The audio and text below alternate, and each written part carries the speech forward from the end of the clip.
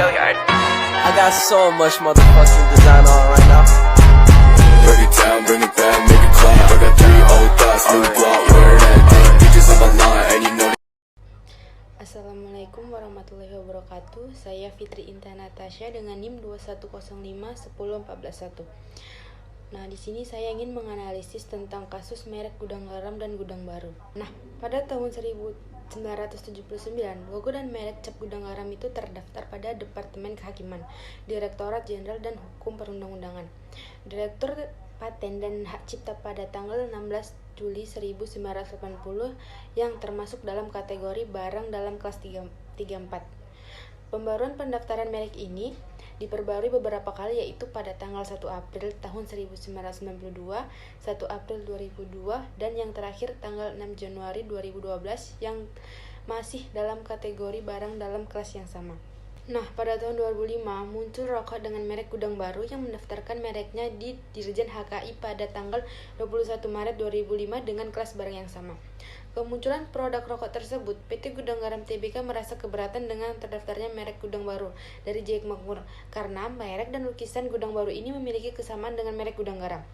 Sehingga PT Gudang Garam Tbk merasa bahwa merek yang didaftarkan oleh gudang baru mempunyai persamaan pada pokoknya dengan merek gudang garam. Pada penjelasan pasal 6 ayat 1 huruf A Undang-Undang Merek mengenai persamaan dan pada pokoknya adalah kemiripan yang disebabkan adanya unsur-unsur yang menonjol karena antara merek yang satu dengan yang lain, yang dapat menimbulkan kesan adanya persamaan baik mengenai bentuk, cara penetapan, cara penulisan, dan kombinasi antara unsur atau persamaan bunyi ucapan yang terdapat pada merek-merek tersebut. Nah, pada penjelasan pasal 6 ayat 1A Undang-Undang Merek mengenai persamaan pada pokoknya adalah kemiripan yang disebabkan adanya unsur-unsur yang menonjol antara merek yang satu dengan merek yang lain yang dapat menimbulkan adanya kesamaan baik mengenai bentuk, cara penempatan, cara penulisan, atau kombinasi antara unsur-unsur atau persamaan bunyi ucapan yang terdapat pada merek-merek tersebut. Nah, persamaan unsur-unsur tersebut terlihat daripada lukisan yang berbentuk gudang, tata letak, dan font tulisan pada produk gudang baru yang diilhami oleh merek gudang garam yang terdaftar terlebih dahulu di Indonesia. Adanya persamaan tersebut, PT Gudang Garam Tbk merasa gudang baru memiliki itikat yang tidak baik dengan cara ingin memboncengi kebenaran dari gudang garam yang merupakan merek terkenal. Atas kejadian hal ini, PT Gudang Garam Tbk atau GGRM melayangkan gugatan perkara merek dagang di Pengadilan Negeri Surabaya. Perseorangan telah mengajukan gugatan pembatalan merek milik gudang baru kepada Pengadilan Niaga melalui Pengadilan Negeri Surabaya pada 22 Maret 2021. Dilansir dari Keterbukaan Informasi Bursa Efek Indonesia atau yang dikenal BEI, perseorangan membeberkan asal mula sengketa merek dagang ini kembali memanas. Perseorangan menjelaskan, sebelumnya telah ada putusan MA nomor 104 PK per PID-SUS per 2015 yang tertanggal 10 November 2015 dan putusan MA nomor 119 PK per PDT-SUS HKI per 2017 tertanggal pada 28 Agustus 2017 yang dimenangkan oleh perseroan terhadap gudang baru. Namun, putusan tersebut seperti tak digubris oleh pihak gudang baru. Pihak gudang baru masih terus menggunakan merek-merek yang tampak memiliki persamaan pada pokoknya dengan merek-merek milik perseroan. Perseorangan mengatakan bahwa telah menemukan fakta merek-merek produk-produk gudang baru telah menyesatkan, mengingatkan banyaknya persamaan merek-merek pada produk-produk gudang baru dan gudang garam. Hal ini dapat berpotensi menimbulkan kericuan bagi konsumen. Temukan fakta di lapangan, merek-merek pada produk-produk gudang baru telah menyesatkan, sehingga seolah-olah produk-produk milik gudang baru tersebut adalah atau berpotensi dianggap produk memiliki perseroan atau merupakan bagian dari produk milik perseorangan.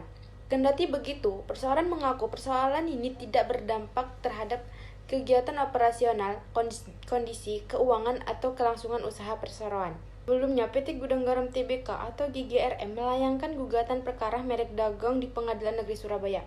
Gugatan tersebut didaftarkan pada Senin 22 Maret 2021. Mengutip petitum, perseorangan menyatakan untuk mengabulkan gugatan penggugat untuk seluruhnya. Kemudian, perseorangan menyatakan merek gudang garam dan lukisan milik penggugat adalah merek terkenal. Nah, selanjutnya, perseorangan menyatakan merek gudang baru, lukisan dan variannya mempunyai persamaan pada pokoknya dan atau secara keseluruhan dengan merek gudang garam, lukisan milik penggugat. Perseorangan juga menyatakan merek gudang baru dan lukisan dengan sejumlah register atas nama tergugat 1 telah diajukan atas dasar dengan itikat tidak baik dan batal pendaftaran merek gudang baru dan lukisan. Perseorangan juga menyatakan tergugat untuk mencoret pendaftaran merek gudang baru dan lukisan dari daftar umum merek dengan segala akibat hukumnya. Memerintah kepada dengan tergugat 2 untuk menolak permohonan pendaftaran merek-merek dengan basis kata gudang baru origin, dan gudang baru yang diajukan permohonan oleh tergugat 1, perusahaan milik tergugat 1 dan afiliasinya, dan atau ahli warisnya maupun yang diajukan oleh pihak ketiga lainnya kepada tergugat 2 yang mempunyai persamaan pada pokoknya atau secara keseluruhan dengan merek yang terkenal. Gudang garam dan lukisannya memiliki penggugat dengan ketentuan apabila tergugat 2 tetap mengabulkan permohonan tersebut hingga terdaftar, maka pendaftaran tersebut dengan sendirinya batal demi hukum. Demikian mengutip petitum tersebut. Perseorangan memerintahkan Panitera Pengadilan Negeri Surabaya untuk segera mengirimkan salinan putusan yang telah berkekuatan hukum tetap kepada Direktorat Merek pada Direktorat Jenderal Kekayaan Intelektual Kementerian Hukum dan HAM. Menghukum tergugat 1 untuk membayar seluruh biaya perkara. Kemudian, adapun sidang dengan perkara tersebut telah dilakukan pada 6 April tahun 2021. PT Gudang Garam Tbk bukan kali pertama menggugat Ali Kosin. Pada 29 Mei 2013, perseorangan juga pernah menggugat Ali Kosin dengan perkara merek. Mengutip laman gudangbaru.com, gudang baru didirikan pada 1967 oleh almarhum Saman Hodi. Gudang baru ini memiliki pabrik di Malang, Jawa Timur. Adapun produknya antara lain gudang baru internasional, gudang baru premium, dan gudang baru putih.